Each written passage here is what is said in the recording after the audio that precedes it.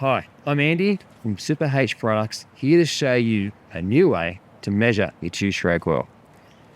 We have the old way with a measuring jug, but when you're finished is that problem of the residue oil in the container, which is messy, dirt in the container, or just makes a mess. Or a syringe with a tube installed to suck up the oil. But again, same problem. Oil over the tube when you're finished, and also it's just fiddly.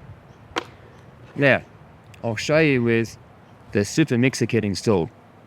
First, remove the stopper.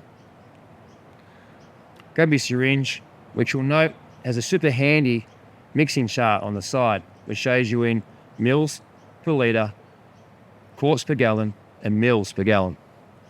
So grab the syringe, push it into the fitting, convert the container, draw out the amount of oil you require, tip it up, push down on the plastic ring to remove, then you're done. When you finish, put the stopper back in.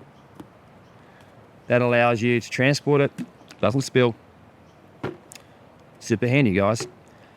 So, thanks for watching. Like and subscribe, and please follow us on Facebook and Instagram, as we're releasing some more super handy products in the future to make your motorcycle maintenance easier. Thanks, guys.